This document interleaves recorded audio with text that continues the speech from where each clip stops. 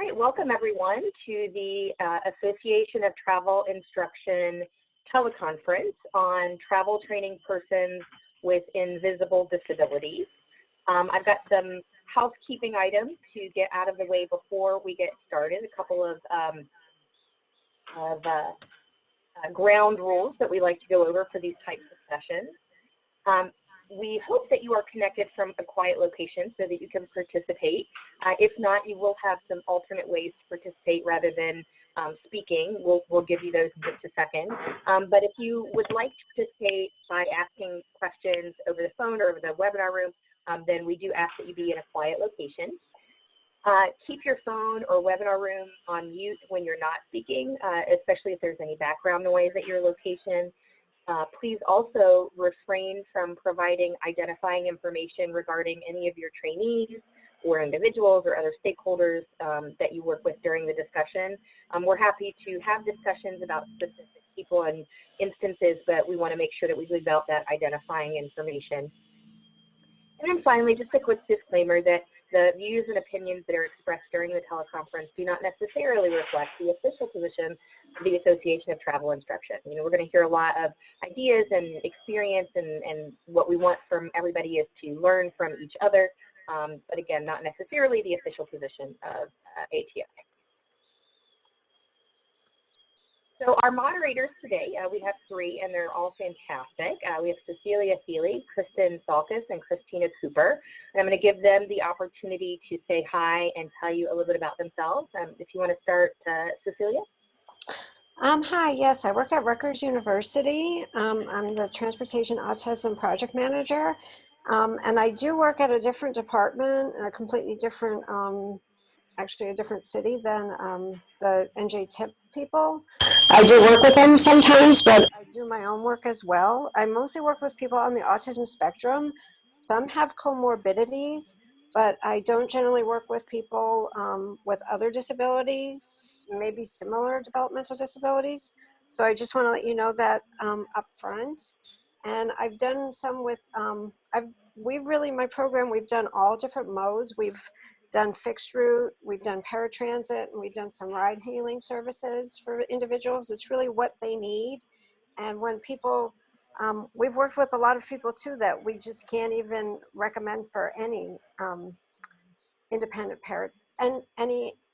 travel, even paratransit, because they just don't have the community skills to be on their own yet. So we have had to make those recommendations as well.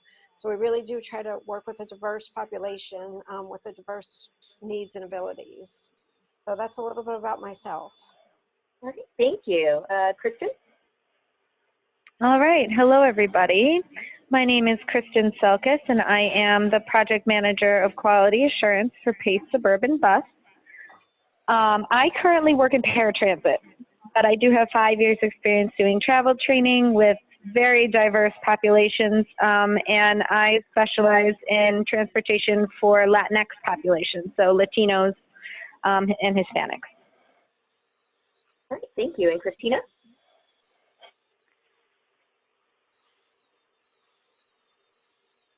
Christina, are you on mute?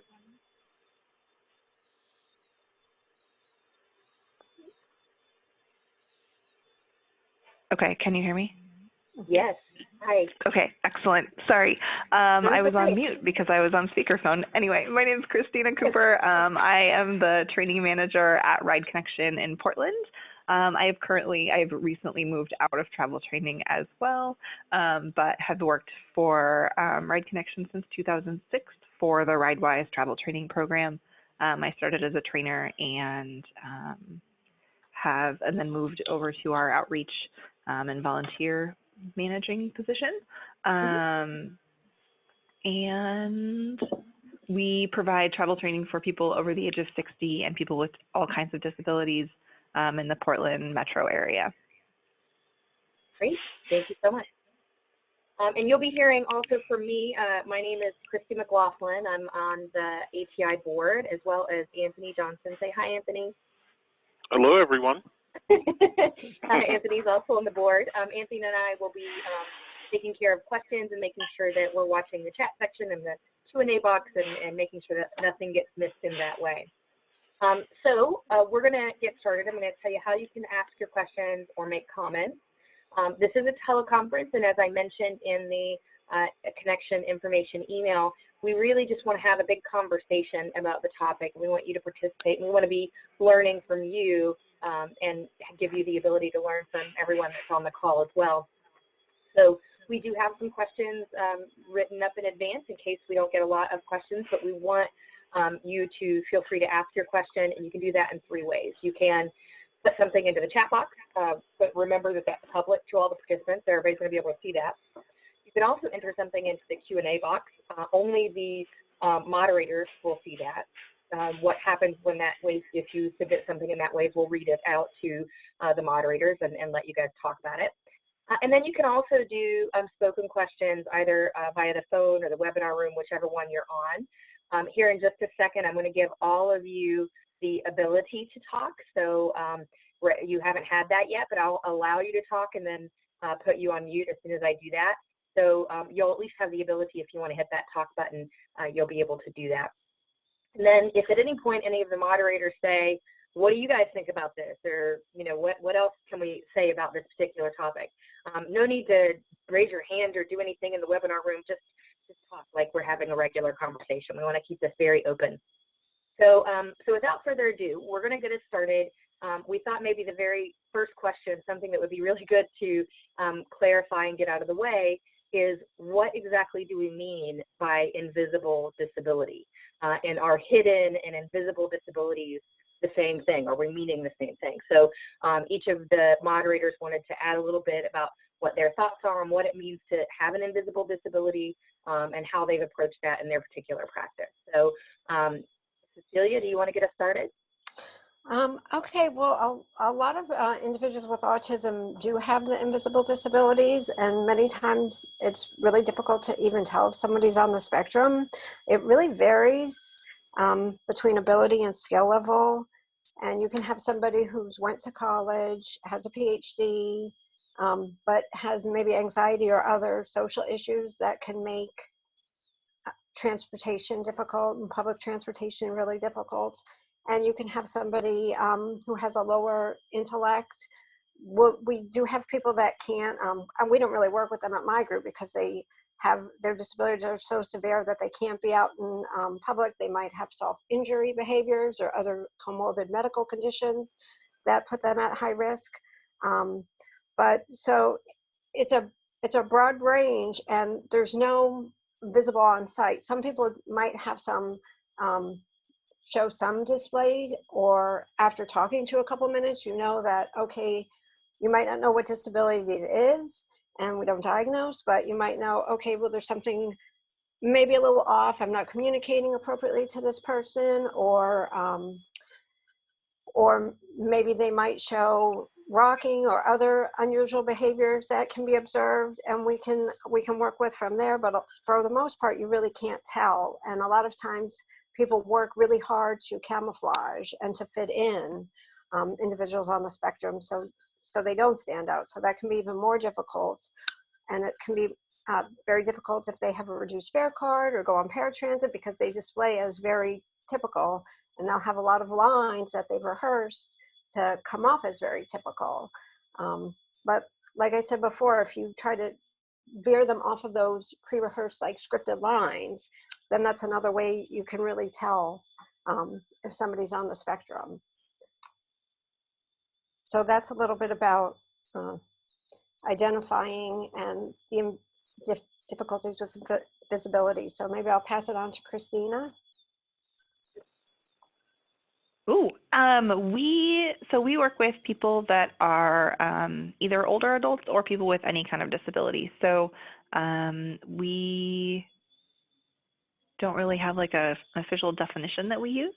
If people, it's all self-reported. So if they tell us that they have a disability, we take them at their word. And so sometimes it could be a hidden or invisible disability, and other times it might be less hidden. Kristen? All right. So I actually, maybe I'm in the minority, but I don't like the term invisible disability.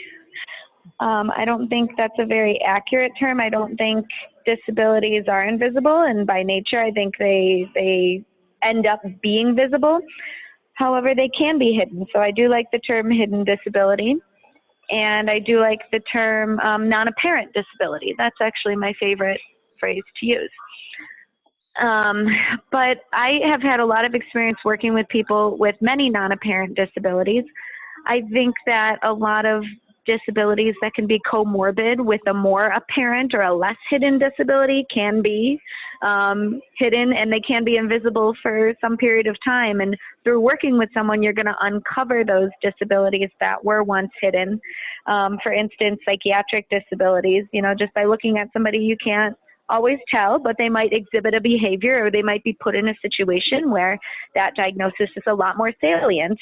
Same with intellectual disability. A lot of people have skills that they use to get through their day-to-day, but then you put them in a new situation, such as on transportation, and it's very apparent that somebody has an intellectual disability. I also think that there are some physical disabilities that are not apparent. I can give an example that I worked with somebody who was a finger amputee, and she had 2 fingers on each hand, and it was really hard for her to do a lot of the tests related to transportation, even though just looking at her, you wouldn't be able to tell that right away. So I've worked in a lot of situations where hidden disabilities or non-apparent disabilities have been uncovered during training. Well, thank you for that, Kristen. You've added a new word to my vocabulary, non-apparent. I like that. And we'll move on to our next question. So, Kristen, I'll start with you this time. How do you screen for or find out information about any hidden disabilities your trainees might have? Sure, that's a really good question. So in our pre-training assessment, we do ask a lot of questions related to diagnoses that might be related to more non-apparent disabilities, such as intellectual disabilities, psychiatric diagnoses, and those are things that you have to ask everybody because you're not going to be able to notice that based on something that might be more apparent. One thing that we would ask about in the RTA Chicago's program is we would ask about medications that somebody was taking. And on more than one occasion, someone has told us they were taking a certain medication, and we'll Google it on our phone really quick, and we'll say, oh, wow, this is for a psychiatric disability. And so we'll start asking more pointed questions towards that psychiatric disability, and we find out that there's this whole set of barriers that we can uncover that somebody might be experiencing based on just that one medication that they're on. Occasionally you ask them if they're on a medication and it's a red herring, but a lot of times that just opens up the conversation for them to say, oh yeah, and by the way, I have this diagnosis of psychosis, and sometimes I see things that aren't there. Okay, wow, I'm glad that I know that. We can talk about that now. So that's that would be the one question that we've asked that has gotten us a lot of interesting answers regarding non-apparent disabilities. And Cecilia? Well, most people already come to me because they have an autism, or they're referred to me because they have an autism diagnosis. We do have some different screenings that we go through to just kind of figure out what skills they have and what their deficits are, because the deficits do vary. So we do that, and then we can make some recommendations from that about which type of travel is even the best one for them, depending on their skills. So, but I will come back more to that later.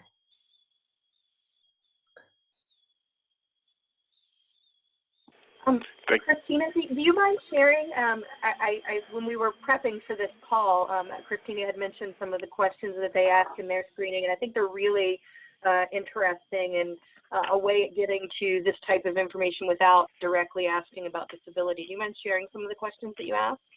Not at all. So we, on our referral form, have some boxes that people can check to let us know if somebody does have a disability, but we might not have any more information than, a developmental disability, or maybe even where the referral comes from, knowing that it came from like the Autism Society, or maybe it came from a transition classroom, so we know that they would qualify based on having an IEP and a participating in their transition program that they have some sort of disability, but we don't have any more information than that. And we don't really ask specifically about, we don't ask people to just tell me about your disability. We ask questions like, do you wear a watch? How do you know what time it is? We ask about recognizing and matching numbers. We take cues from the person, like if they're wearing glasses, we might ask, do you wear glasses all the time or not? And then they might give us some more information about their vision that way. We do ask about medical conditions that may affect your ability to ride the bus, and then have a further conversation about that. But our interview is really set up for to be conversational, and for it to be more of a back and forth where we get the information that we need from the person about what kind of supports they need in terms of using transit, as opposed to, listing all of the things they may be diagnosed with, and all of the things that they may have had to list to, qualify for any services previously. We ask about medications. We ask about navigation. How do you like to get directions? We ask, for problem solving, what kind of things bother you? How do you work these things out so that we can get to, some information about. Some people might then say, a really crowded bus makes me really anxious and triggers my anxiety. And then we'll have a further conversation about the anxiety that they experience and what that looks like for them. So we really don't ask, specific questions about what their disability label may or may not be. We just really try and get to know them as an individual, and see what kind of supports we can provide them in terms of using transit. All right, thank you. And I'm going to switch things up here. I'm actually going to go out of order because I think that the question that we had for right after this, or the next one, was really appropriate, and that was about whether or not agencies ask specifically whether or not a trainee has a disability, and then what are the pros and cons of that. But what I'd like to do is ask the participants to chime in. You can either type it in the Q&A box, you can put it in the chat section, you can talk in any way, but I'd like to hear what you guys do. Do you ask whether or not a trainee has a disability, and if so, do you ask what the disability is, and what do you think are the pros and cons of doing it one way or the other?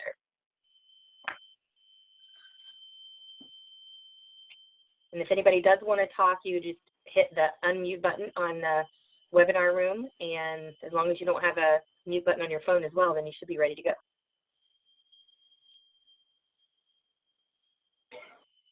I can go ahead and kick it off if you don't mind, Christy. Sure, go ahead. I know, at the RTA, we do ask specific questions about specific disabilities. And they do tell a lot of the story. If someone does have a certain diagnosis and you have experience working with someone with that diagnosis, it can be helpful. However, we all know that it doesn't tell the whole story. And just because someone has a diagnosis doesn't mean they're going to fit into a mold. And just because they don't doesn't mean they're not going to have other issues. So I don't think there's any harm in asking about disability or diagnosis, but it can't be the end-all, be-all. Mm-hmm.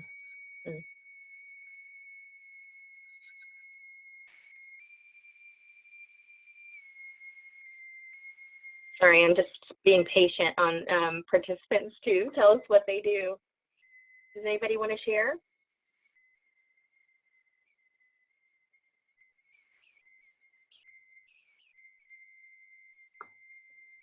Okay, well, we can come back to that at any point. If you're having trouble with technology, let us know in the chat box. But we can come back to that. Anthony, I'll go ahead and go on. There is one in there now. Oh, yay. Okay, it says, I will ask if they have a diagnosis. They can then say that they are diagnosed, but I think it's wrong because also I've noticed a lot of my trainees don't know what their diagnosis are. Oh, okay. Mm-hmm. So they're a little confused about what the actual diagnosis is. That's interesting. That's interesting. Thank you for sharing. I've actually had that situation. I had a rider that did have an intellectual disability, and she said that her disability was she wore glasses. So it was a very different kind of diagnosis being expressed by her than what we were experiencing. So, but it is nice to kind of hear that from the trainee's own mouth, you know? Yeah, absolutely.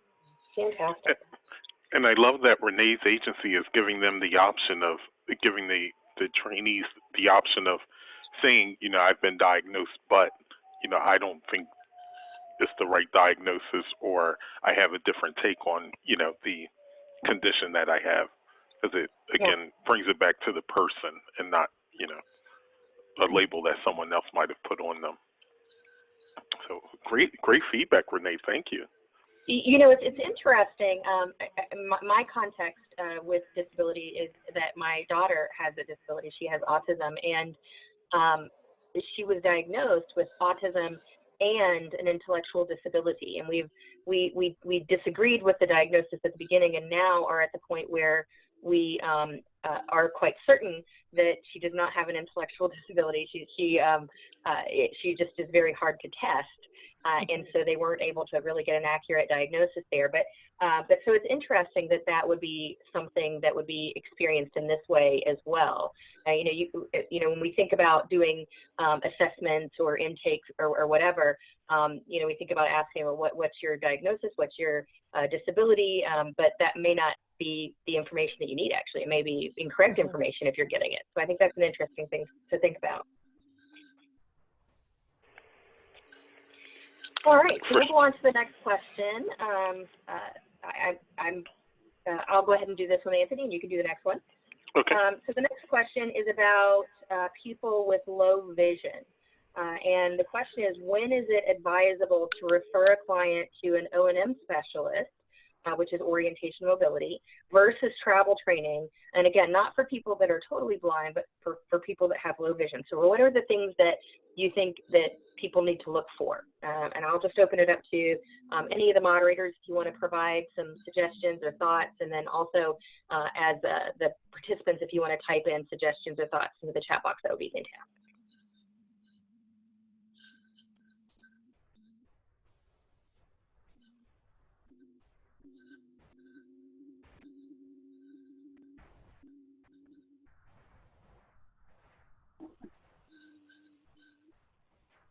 This is Christina. Since none of our travel trainers are O&Ms, we have a really great relationship with the Oregon Commission for the Blind, where if somebody does come to us with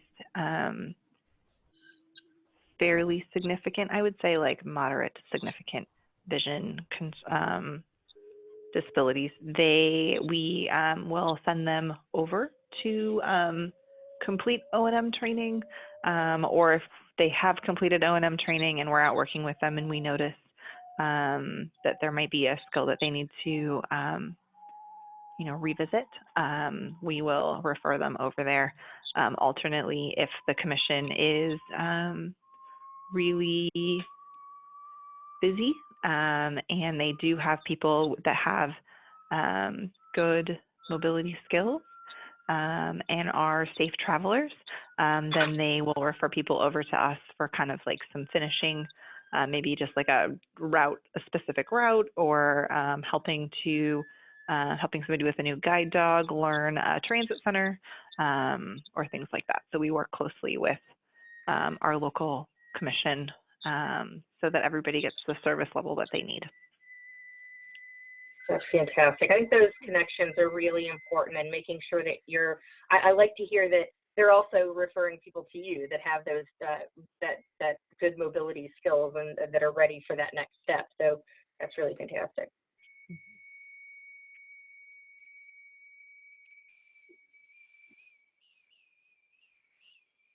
Anthony, I think we can go on. You want to go to the next question? Oh, Renee posted something. Oh, fantastic. Thank you. So if they report they are not legally blind, but I have strong concerns, I will suggest getting a new vision assessment for vision changes. If I felt it was needed, there is another agency that provides O&M training on low vision and not legally blind clients. Okay, fantastic. Fantastic. You got to kind of go with your gut there and do that new assessment if it needs to happen. That's great. You know, and I'll add too, when we get referrals from agencies, I kind of look at the mission of the agency, and if it's anything, about vision or sighted or, low vision, like that just raises those, red flags in your head, then I know, it might be a possibility that I need to get to know an in-person on the phone just to talk about the situation and the client and to see, what might be the best course forward.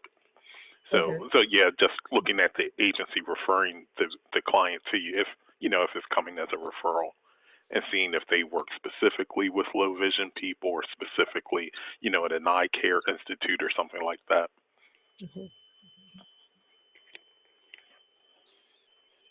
Fantastic. Okay. So let's see. So I'll pick up with the next question. And what is the role of service animals when dealing with invisible disabilities? So the role is service animals. Service animals. This is Christy. I'll start on this, and you guys can add if you have additional examples. I'd love to hear about some of the service animals being used by people with invisible disabilities. But there are protections under the ADA for people with hidden or visible disabilities. And any person with a disability has the right to travel with a service animal. And under the ADA, the definition of service animal is any guide dog, signal dog, or other animal individually trained to work or perform tasks for a person with a disability. And I do a lot of training sessions on what the ADA says for service animals. And there's a lot of protection, again, in the law for people that want to travel with them. There are a lot of different types of service animals.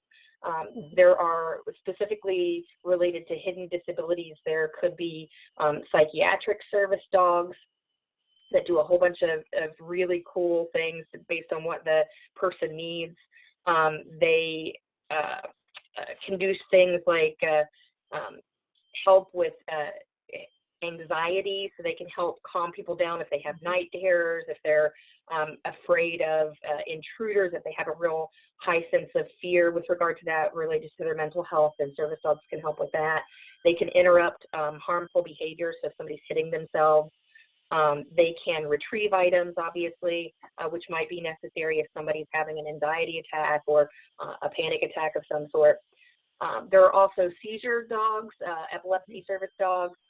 They can do really cool things like alert to the person they're about to have a seizure, provide some minimal protection work while they're having the seizure, help them afterwards if they are disoriented, and do things such as not letting them walk into traffic, for example.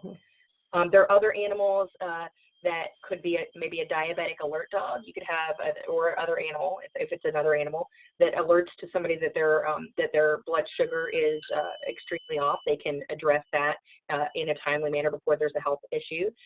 There are also autism service dogs that do some pretty cool things, just based on, again, what the person needs.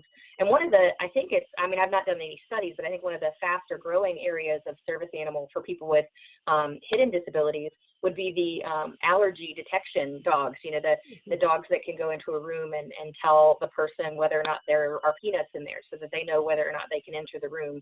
And if they have such a severe allergy to peanuts that they can't do that, then they don't even have to expose themselves to that particular allergen. So they're very, very cool. There are a lot of things that they can do.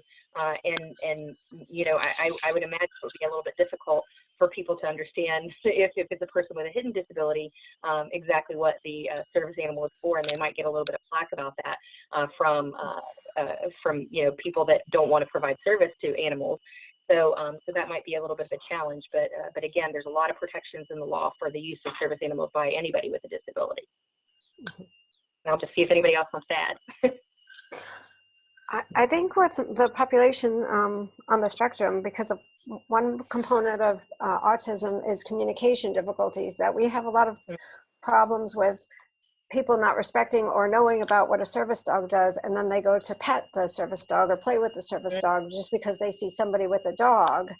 And that's probably one of our biggest problems, is to have the individual convey in an appropriate format that or an appropriate manner that the dog should not be petted or the animal should not be petted. Usually it's been a dog, but that's been our biggest problem, because then it needs to go, if the dog gets too much attention, it will need to go to retraining, which can be difficult for the individual, having that time apart.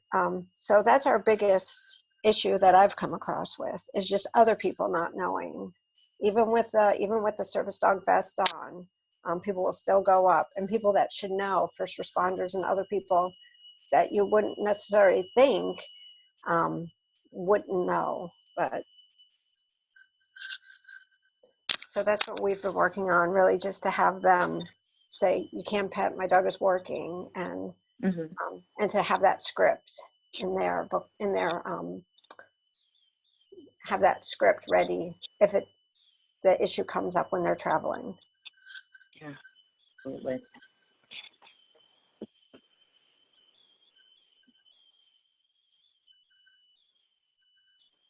All right, so we can go on to the next question. This is about Alzheimer's, which is, at least in the beginning stages, certainly a hidden disability.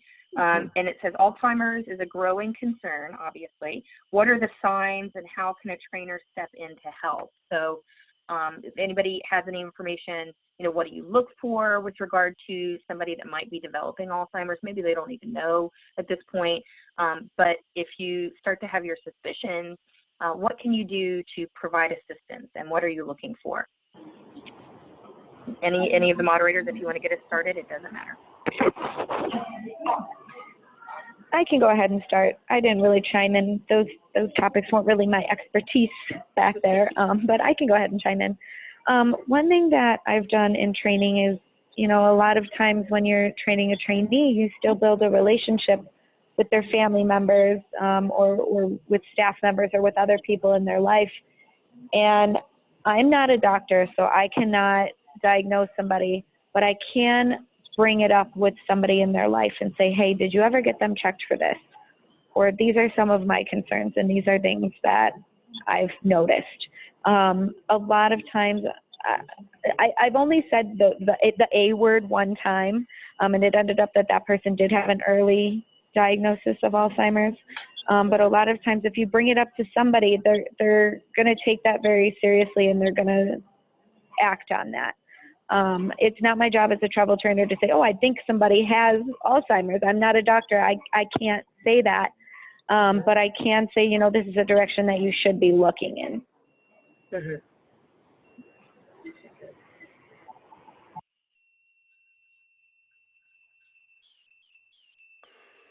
And I like that part about building the relationship with the family. A lot of times we work with high school students, so we don't have that, that possibility. There's always the teacher in the school there that we would have to go through. But I like that whenever you can to be able to work closely with the family to, for the travel training process. And I was doing a little bit of Google research to see what there was out there with regard to resources for on this particular topic. And I did find, I'm going to see if I can share it with you guys so that you can see it. I did find a resource that was part of a research project in Florida on dementia-friendly transportation. And so it's a really cool resource. We can also put this on the HEI website or share it. Maybe we share it through the Facebook group as well. But let me see if I can share it so you can take a look here. But it's pretty cool, all the things that seem to be, or all the information that's provided. And let's see if that works. Share. There. Hopefully you can see it now. But it is the Florida Department of Elder Affairs is the group that put this together. It was a research project. There's a ton of suggestions, information about dementia, things to look for. And so these are things that you could use as well. This was specific to transportation, but it doesn't mean that you can't use the information in your assessments as well. But it's really pretty cool, and I think that it's a great resource if it's something that you guys would want to get some more information about. So I just wanted to make sure and share that. that would be great to add to the Facebook group. Yeah, I'll do that. So I'll do that. make sure. And I see Sienna has a comment in the chat box. She said that she can't call in, but she did want to give this comment. I would suggest making sure to get an older adult's permission before sharing their vulnerabilities with another family member.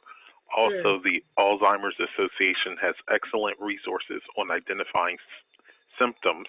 They also have 24/7 helplines staffed by MSW level persons. The number is on the Alzheimer's Association website.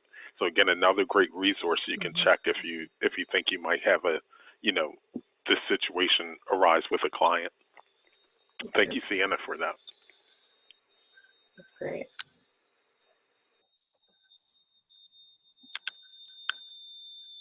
All right. Okay, so let's see. So we can come back to any of these questions, but I'll keep moving on. So our next question, what are some suggestions for how to phrase sensitive questions about abilities during the intake process? And that's something I constantly struggle with, just trying to, be as sensitive as possible and not offend anyone with, what you think might be going on in the situation. So what are some suggestions that you had? Cecilia, maybe we could start with you. Well, I think our biggest probably area of sensitivity is about either people who think they can have a lot more, who think they have a lot more skills than they really are exhibiting in the community. I mean, maybe they have skills back in a controlled environment in a safe location, but when they're out in the community, they don't display those skills, or they don't actually possess those skills in a generalized setting. So a lot of times that can be very sensitive issue, or we'll have a parent say somebody can do something when they can't, thinking that the individual has a lot more skills than they have. But we've had it reverse as well, where, and then we just have to work really sensitively around working on those skills, and that they're just not progressing because they're not acquiring those skills, skills that either the individual or their family think that they already possess. But I think in some ways it's more difficult when we have people who have a lot of skills, but they don't think they have it, or the families don't think the individual has the skills to be traveling on their own. And some have said, no, they still can't do it. They need to keep using paratransit, when the individual does have the skills, but the family doesn't recognize it. It's a young adult that wants to work and still lives at home, and they can. And I've been disappointed in some, because some had like excellent one-seat travel to their job, and we trained them, but it was the parents that really stood in the way, and there's not that much we can do about those sensitivities. And that's not necessarily during the intake process, but just during the training process, that families are those barriers some of the time. And I should say too, in the case with it was the families, I was working with the school through a project search program. So the school knew the individuals could do it.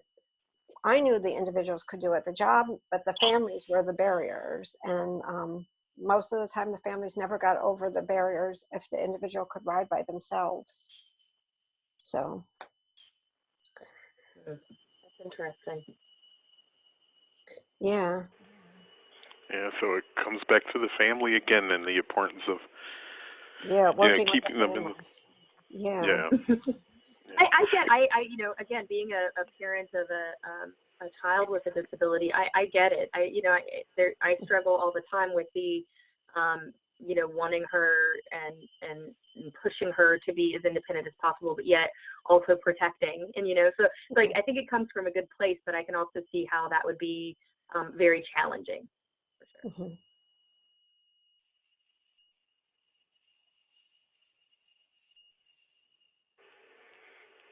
All right, so we'll go on to the next question. Yeah, go ahead. Kristen, I was just going to ask, so as a parent, do you ask for certain considerations from the teachers when you're... My daughter has an IEP, so she has an individualized education plan, and so we meet at least once a year, sometimes more, to develop the plan and update it and adjust you know, I can always request an extra meeting if something isn't working, but we at least meet once a year, and that's with her teachers and with other administrators. And we talk about, you know, how is she doing?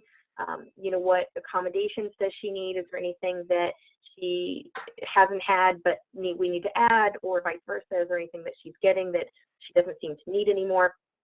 We're very lucky to have a good situation, a good school for her to attend. She actually just switched schools, but both schools, her old school and her new school, are both very good. And they've been very willing to work with us and do the things that she's needed. And I've heard a lot of stories where that's not the case. So we consider ourselves very lucky in that. But yeah, so she has accommodations that are all set up for her. And certainly, you know, to bring this back around to travel training, if you are working with somebody that has an IEP, certainly, you know, travel training is allowable through that IEP and to be provided by the school. And so that's how a lot of the kids with disabilities at schools get their travel training, through that process. And so, but even if you're providing travel training outside of the school, it might be appropriate for you to be involved in that IEP process.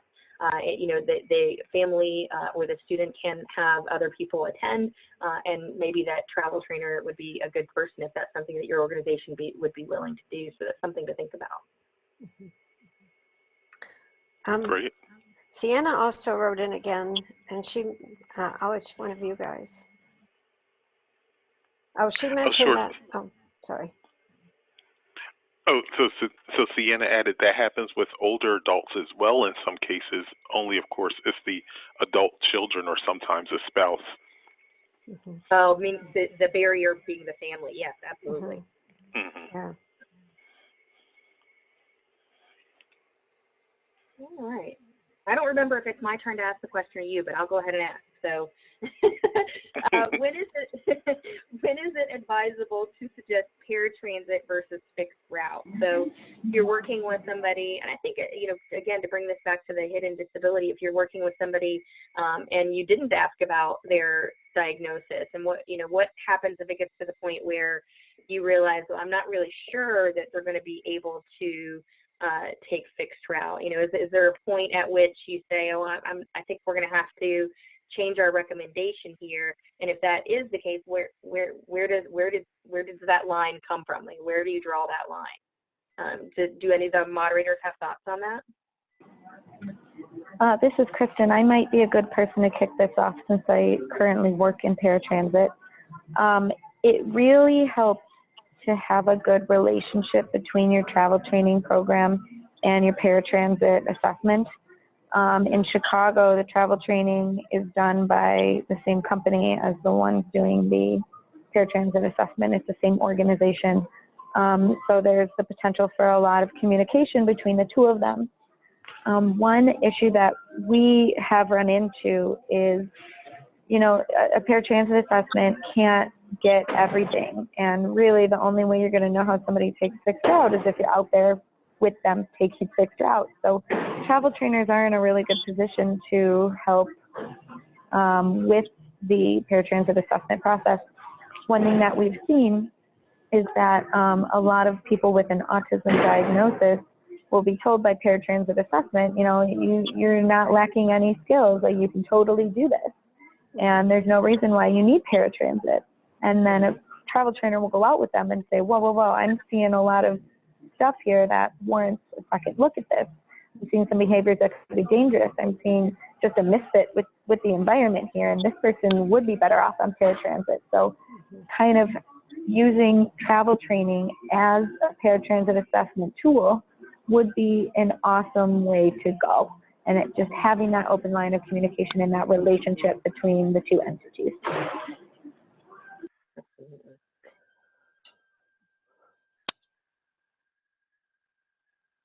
Hi, it's Cecilia? Yeah. I wanted to just speak for a second. So, you know, I had mentioned in the introduction that we do all training for even paratransit, because we have had to train individuals to use paratransit. And some of those individuals, one that I worked with recently, he can take it to his program and home, but I wouldn't even recommend him taking it without some kind of almost like a hand-to-hand service that he really couldn't take. He doesn't have the skills for even paratransit to take it to the mall if it was on his time and his location, just because he didn't have those executive functioning skills. So we, I really try from the individuals I work with to encourage them to use fixed route. I've worked with a lot of individuals that did start out on paratransit and work their way up to fixed route because a lot of times as young adults, they'll, now a lot of times during the transition age, maybe between 18 to 20, they're getting encouraged just to go right to get the access link, which is our state paratransit services. But then I encourage the families and I try to inform them about how many more opportunities they can have if they can use the fixed route services. But in that, just because they're on paratransit now, it doesn't necessarily mean that they're going to stay on paratransit and to work the skills to get off. But we have worked with all the groups and including training people for paratransit, just so they can have that quality of life and that independence, and have their families or their service providers also have some freedom and not have to provide a transportation service. Because the young man I trained recently, he was thrilled to just be able to take paratransit to his service. And I think he felt that as a good accomplishment and independence. And for him, it was a sign of independence. So, so I do use that. And I said also earlier that the assessment we developed here at Rutgers, we can tell if people don't have the skills even to be alone in their community or ride even alone on paratransit. And those usually the staff does too, but sometimes people like to hear it from us going in and saying they need to work on these skills. They have these skills, but these are missing. Skills to use fixed route. A lot of times I recommend people look at the facts. I'm trying to encourage more of schools to use the facts as well, the functional assessment for cognitive transit skills, just so they can understand the skills that are needed when they're in the educational entitlement program. So that's really what we do. And I really don't, my goal is really to have people be as independent as possible.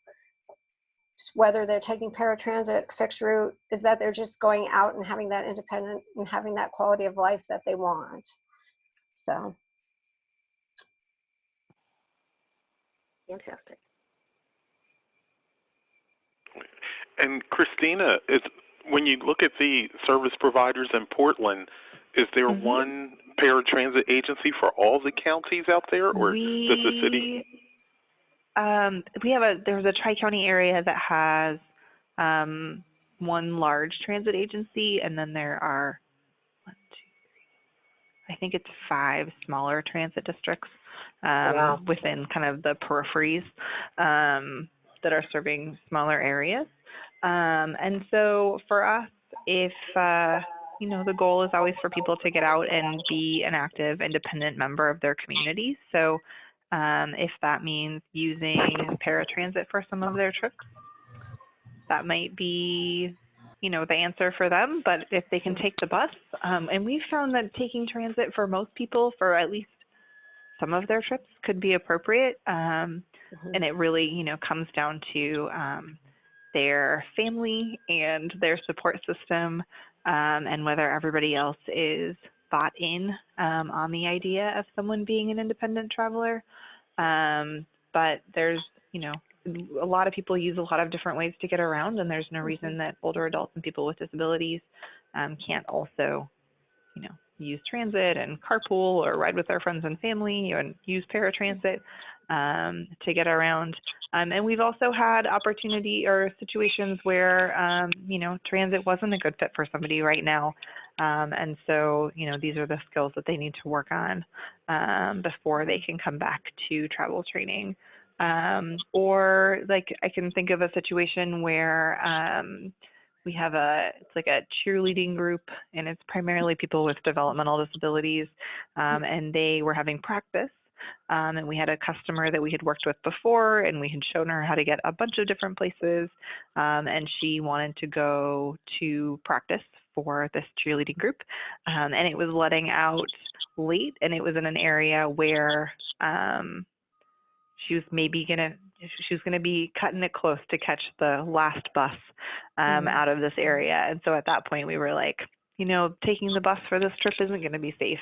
And so you do need to find a different way. And I don't know if she ended up, I don't know if she qualified for paratransit and that's what she ended up using, or if she, got a ride with friends or family. But encouraging people to, look at all of their options to get around is definitely something that we do. Awesome. Yeah, and that, that kind of speaks to our last question, how you were saying that there are maybe as many as 5 different transit districts in the Portland, Oregon area. So our last question that we have, and then we could definitely take any more from the participants, is there a need for more effective communication with transit agencies to make them more accommodating to people with non-apparent disabilities? I think in terms of, I don't work for a transit district, so we have seen. I was actually wondering what is the experience of people with hidden disabilities? Like, are they getting good responses from transit? So maybe not even, I think to me it would be interesting to find out if this is an issue for people with hidden disabilities rather than what are the transit agencies doing? You know what I'm saying? Definitely. Well, I know that in terms of like making connections between, you can get from the smaller districts into the larger district fairly easily, but sometimes getting from smaller district to smaller district might require riding on 3 different systems to get where you need to go. So I think that that's just a problem that everybody's probably having everywhere. If you live in an urban core, you have pretty good access to public transportation, and then the further out you get, the less frequent your service is. And so if you're trying to get from one area that has less frequent service to another area that has less frequent service, it's going to potentially take you a really long time, which is a problem for people with hidden disabilities, or a commuter, or a commuter with a hidden disability, or an older adult, everybody across the board. Okay. Yeah, I think, from my perspective here in New Jersey, I think a lot of times that the fixed-route drivers just don't understand, and a lot of times we'll encourage the individuals to get reduced fare cards. And because they have the non-apparent disabilities, the driver won't recognize that, and some people even have a companion that wouldn't need to ride for free, and it's marked on the card, but a lot of fixed-route drivers just aren't aware of it. So even if we do try to have more training and to understand the populations, it is some difficulty. As for working with the paratransit, both the ADA complementary paratransit and some of our counties that have paratransit, I think they have been really supportive of what I do, because it's another voice saying that these people need transit. So when we go to our local officials or our state elected officials, that there's another voice, not just the transit providers, but my program at the university saying that these people need these services, and you need to be mindful of these services, and the funding needs to be there. And also, issues with that, how important these buses are to this population, and it's an emerging population. So I think we've had good relationships, other than with some of the fixed-route drivers who just don't know, and it's trying to break that barrier of the fixed route, and actually the rail as well, because a lot of the individuals take rail and they just don't understand, or they don't understand why this person with a non-apparent disability would have a reduced fare card. So that can be the difficult part. And we have I think the 3rd largest transit system in the country. So it's just, there's so many drivers that you get some that know and some that don't. So when you have the bigger systems. So I think that's from my perspective. You know, always a constant need for just growing and, you know, getting the conversation going. I definitely want to make sure to fit in a question from the Q&A before we wrap up for the session. It's from Peggy Gross. Happy to see you on, Peggy. And her question is, a concern that may arise when providing travel training to a person whose disability is not obvious has to do with teaching when, where, how, why, and to whom to disclose the disability. Some individuals are not comfortable with this or do not know how to do this effectively. Have any of you dealt with the topic of disclosure with the people you are training? Oh, that's a really good question, Peggy. I'll talk just briefly about my experience with it. This is Kristen. Working with the Latinx community, there are very different ideas surrounding disability identity compared to mainstream, mostly white non-Latino culture. So I've seen that very saliently in my interactions with the Latinx disability community. You know, people with disabilities in that community want to disclose to a lot of people in order to feel more protected. There's very different ideas surrounding the protection of people with disabilities in the Latinx cultural context, not necessarily every Latinx family, but I feel like in that community, you know, people are more likely to disclose everything that's going on with them, whereas in mainstream culture, you know, we value a little more privacy or the self-determination of that disclosure a little bit more. So I don't know the answer to that, and I think it's you've got to navigate that really well, but I definitely think cultural context comes into play.